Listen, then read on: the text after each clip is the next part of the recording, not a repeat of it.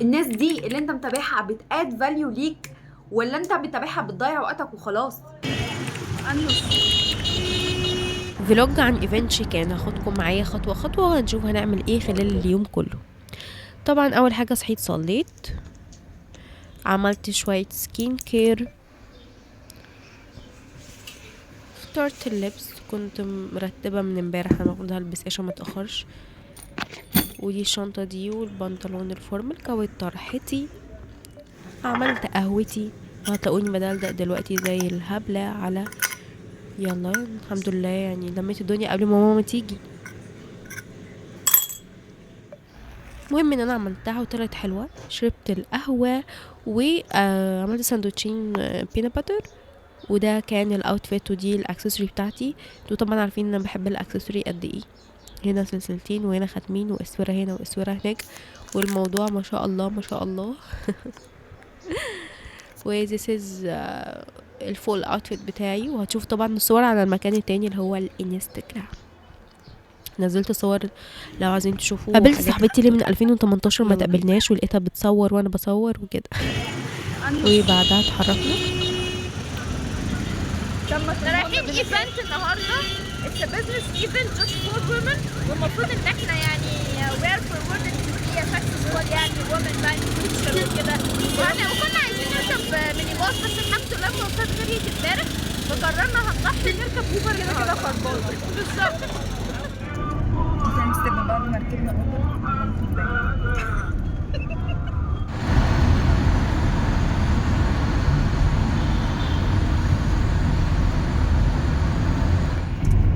لابد صوريني صورك كاميرا عادية. فضائل مصر أن نذكر علاقة مصر بآل بيت رسول الله صلى الله عليه وسلم. تزوق حياتي.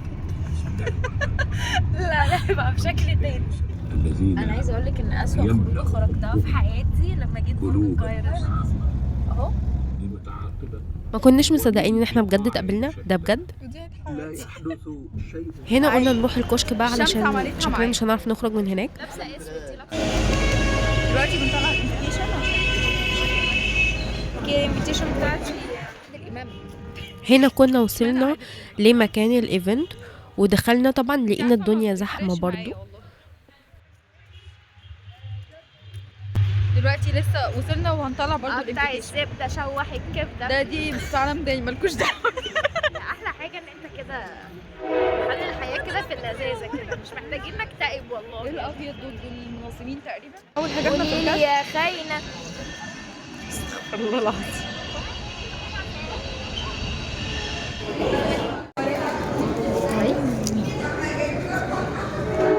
سوري انت عملتي سكان.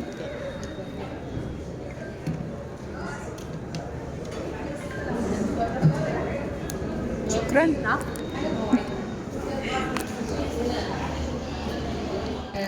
هنا لقينا البوست بتاع البهية وخدنا منهم الدبابيس دي، شكلها حلو، انا حطيتها في الشنطه بتاعتي. انا كنت عايزه اصور. استني. اي تيتش ستيج يلا. انا مش عارفه ازاي اجي. طبعا ما لقيناش اي مكان، المكان كله فل، واحنا قاعدين على كرسي اصلا مش بتاعنا، يعني قاعدين على كرسي مش بتاعنا. It's bad luck.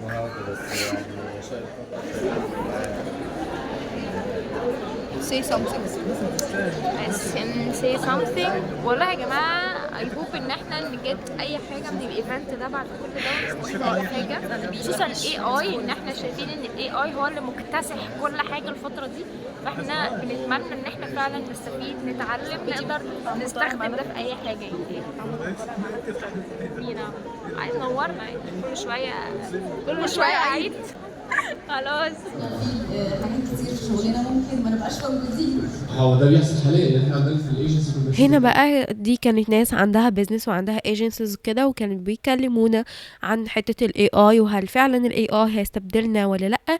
الاجابة طلعت لا، عشان ترتاحوا. وانا كده كده هجاوبكم في اخر الفيديو وهقول لكم على حاجات مهمة جدا جدا، فكملوا الفيديو للاخر عشان بعد ما اليوم يخلص هقعد معاكم قاعدة كده هنتكلم فيها عن كل حاجة. الماركتنج دي جمله بسمعها كتير قوي، وجمله للاسف غلط تماما. انا هشتغل وابدا ولما يبقى معايا فلوس هعمل ماركتنج.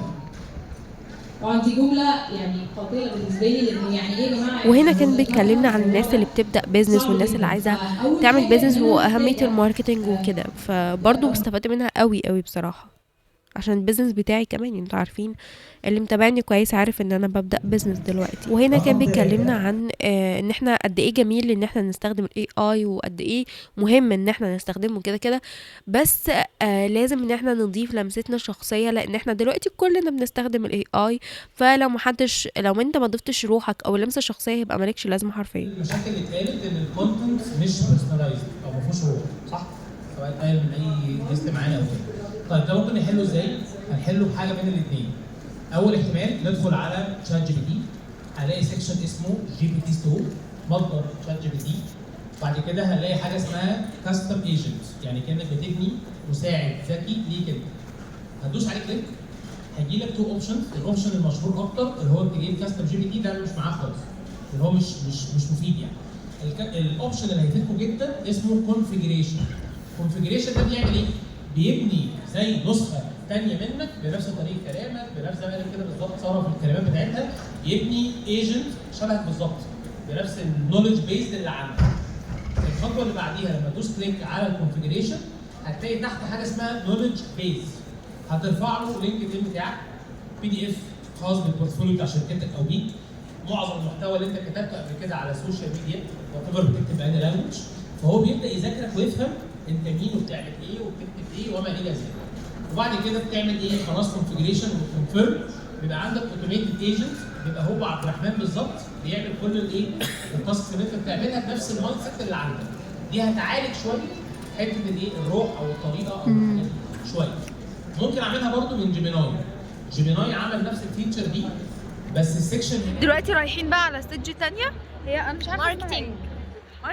هي فيها ماركتنج وفيها ماني حاجه، فيها فلوس. ماني مانج مش فاكره انا كمان، بس تعالي نروح نشوف. هنا قلت اديكوا بروته كده عن الدنيا والاجواء هناك عامله ازاي، كان في بوسس كتيره قوي ووظف وحاجات من دي.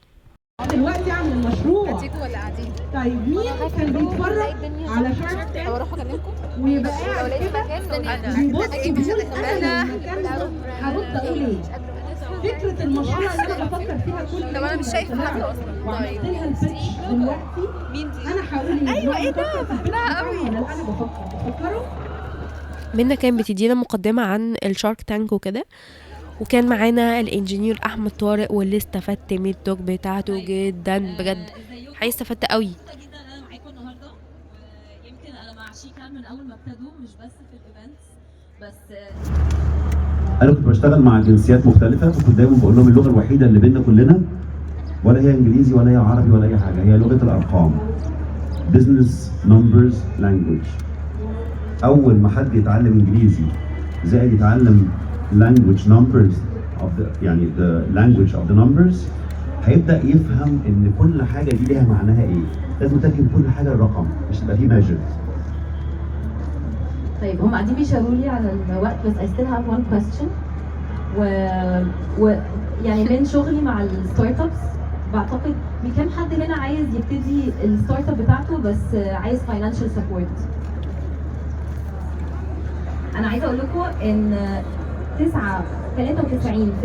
من الستارت ابس اللي بتفشل is not عشان financial support، is عشان اللي احمد قاله في الاول ان ما بيبقوش عاملين الريسيرش الصح بتاعهم، فبيبقوا بيقدموا برودكتس either موجوده either الناس مش عايزاها اصلا either ملهاش ماركت وهكذا.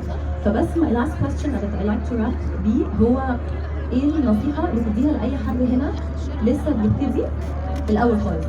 معظم اللي عاملينها دلوقتي في ناس طبعا بتاعت شركاتها، بس معظمهم هنا عندهم الفكره وعايزين يبتدوا بس لسه ما فايه النصيحه تحب تديها لكل حد قاعد هنا عايز يبتدي شركته؟ احنا بنعمل حاجه احنا عندنا بلاتفورم بتاع education اسمه ايدج، ده للطلبه في المدارس، وبنعلمهم حاجه مهمه جدا بدأناها السنه دي. بنعلمهم entrepreneurial courses جايه، مفروض انه قالوا لي جايه من هارفارد، وبنعلمهم financial literacy، وان شاء الله السنه الجايه هنعلمهم investment banking. واو. فالحاجه النصيحه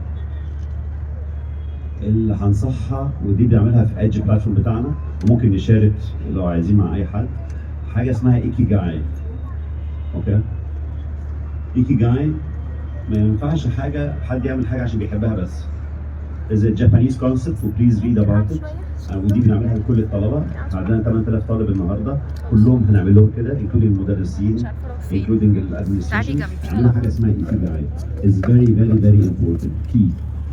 ايكي جاي كل واحد ما ينفعش لو بيعمل حاجه عشان يكسب منها فلوس بس، ولا عشان بيحبها بس، ولا عشان it's better for the world and solving a problem. ومش كلام انشا solving a problem و better for the world وخلاص is real، وحاجه he's good at. الاربعه دول لازم يكونوا موجودين، ولازم يبقى عارف هو جواه الاربعه دول يفضل يكتبهم كل يوم ويعدلهم ويكتبهم ويعدلهم ويتعلم يكتبهم ويعدلهم. اول ما يبقى جاهز بالاربعه دول bold and clear هيبقوا blurry في الاول، بعد شهر هيبقوا less blurry، بس يقعد يعيدهم كل يوم. اول ما يعيدهم يبقوا bold and clear يعمل الانفستمنت بتاعه. دلوقتي الساعة 4:15 حضرنا شوية توكس حلوين. ايوه في توبكس كانت حلوه وبوينتس احنا استفدنا بيها، بس في حاجات كتير قوي كنا عارفينها. بس هو احنا دلوقتي Bullshit. هنروح ولا هنروح ناكل؟ انا اهم حاجه عندي اكل، بعد الاكل ناخد القرار بقى بجد عشان مش انا جعانه جدا وعايزه اشرب قهوه. احنا لسه هنشوف اصلا هنروح فين لان احنا مش عارفين حاجة هنا. هناخدكم معانا برضه.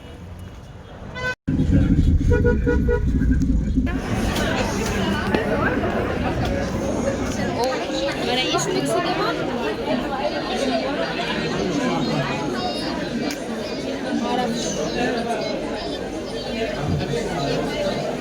ما تعرفيش بكام؟ هتلاقيها ب 60 جنيه ولا ب 50 جنيه.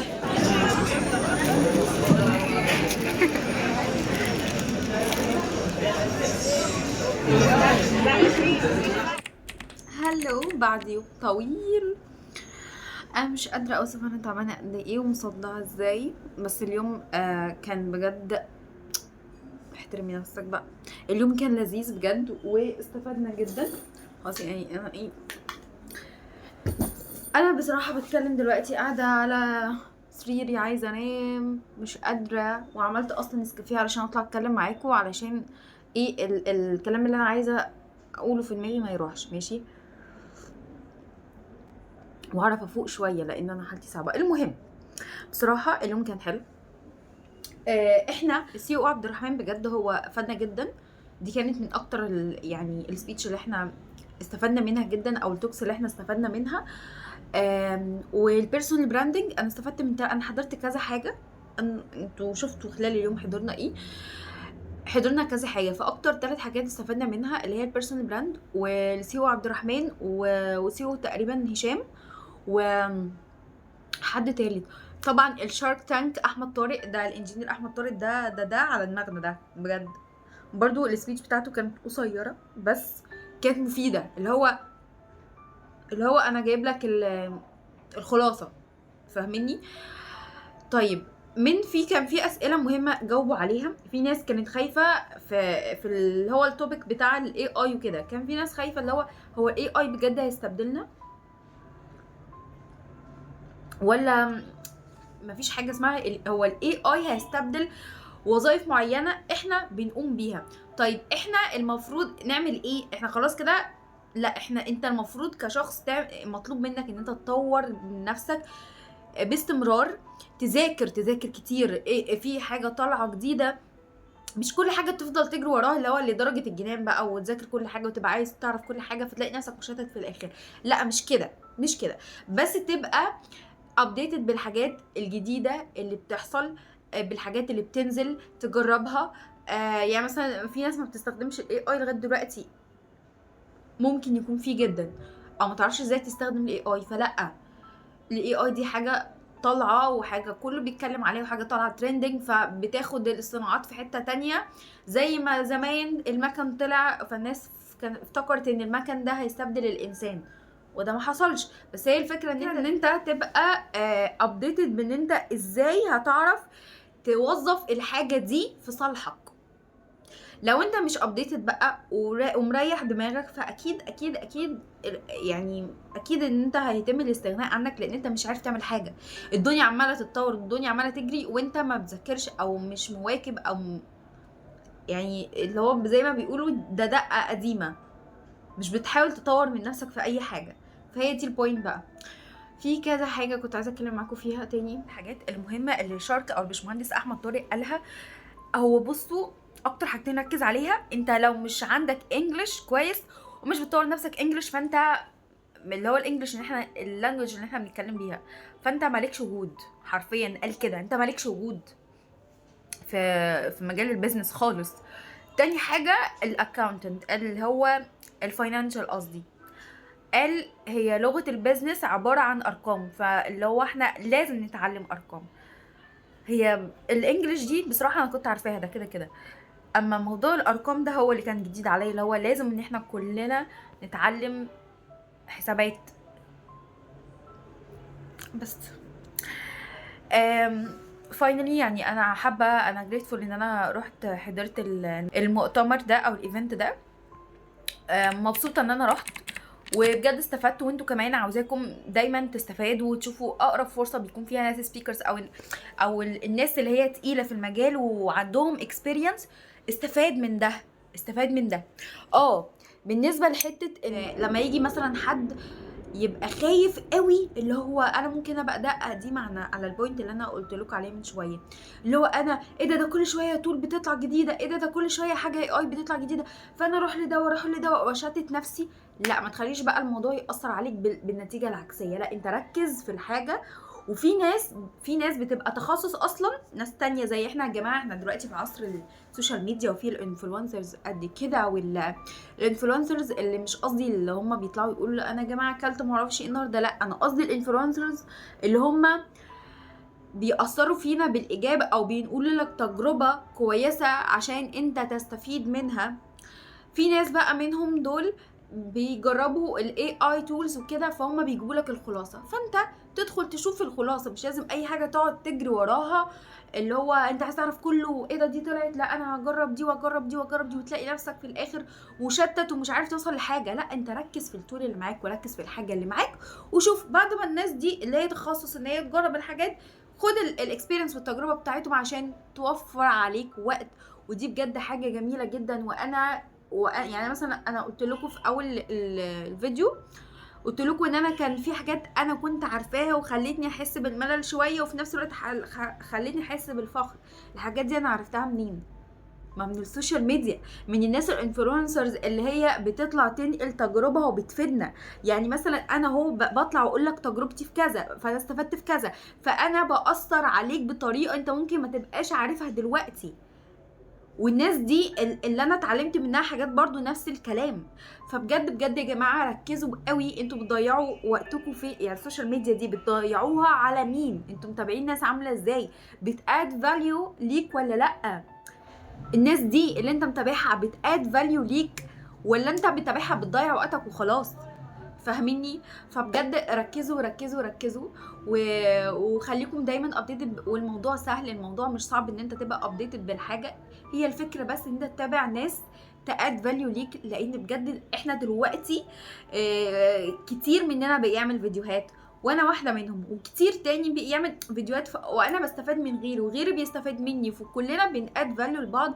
فانت ادخل في الكوميونتي دي، يعني ادخل في الكوميونتي ان انت تتابع ناس، انت مجرد بس تبقى قاعد تشرب المشروب بتاعك عادي جدا، وانت بتاخد فاليو من الناس وبتاخد التجارب بتاعتهم، وانت قاعد في بيتك، قاعد في الكافيه، قاعد مع اصحابك، قاعد في اي حته مرتاح. على عكس زمان كنا بنقعد ندوخ قد كده عشان نجيب معلومه. يعني مش عصرنا احنا، عصر الناس اللي قبلنا كانوا بيدوخوا عشان يجيبوا بس معلومه، لكن احنا دلوقتي في عصر غير العصر. الحاجه سهله قدامك، ما من كتر ما هي سهله ممكن ما تكونش انت ما تعملهاش، من كتر ما هي سهله انت ما بتعملهاش. فلا يا جماعه لازم نركز احنا بنتابع مين وبنعمل ايه، بس كده.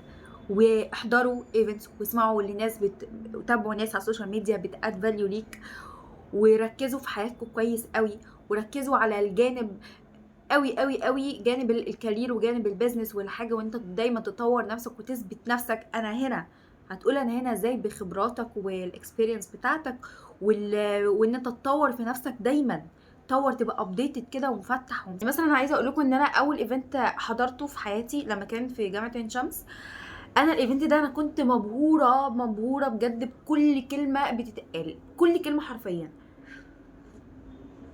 عشان كل حاجه كانت جديده عليا، كل حاجه هي فعلا انا اول مره اسمع الكلام ده لما كنت اول ايفنت ده. لكن النهارده حسيت ان انا طب ما اللي انت بتقوله ده انا عارفاه. استنى اظبط البتاع عشان عمال يقع. اللي انتوا بتقولوه ده انا عارفاه. يعني مثلا ايه، هما بيتكلموا في حاجه معينه، انا طب ما انا عارفه ده، انا عارفاه. فحته ان انا عارفاه، ان انا عارفه الحاجه اللي انت بتتكلم فيها دي، هي شويه تحسها ملل، بس في نفس الوقت طمنتني ان انا ماشيه صح، ان انا يعني الناس التقيله دي بتتكلم في الحاجات دي انا اوريدي عارفاها. فدي حاجه حلوه ليا ان انا ماشيه صح، ان انا دايما بحاول انا وصاحبتي كنا كده، يعني احنا استفدنا في حاجات استفدنا فيها، وفي حاجات نورت حاجات في دماغنا، وفي حاجات اللي هو لا احنا كده عارفينها، فحسينا بالملل وفي نفس الوقت حسينا بالفخر، اللي هو برافو علينا ان احنا بنطور نفسنا مش قاعدين محلك سر. في الاخر لو استفدتوا من الفلوج ما تنسوش تعملوا لايك وسبسكرايب واشتراك للقناه عشان تشوفوا الحاجات الجديده الجايه، لانها هتاد فاليو ليك ان شاء الله. زي ما انا متاكده ان الفلوج ده يكون اد فاليو لحد باذن الله، واشوفكم ان شاء الله في فيديو جديد وفلوج جديد. باي باي.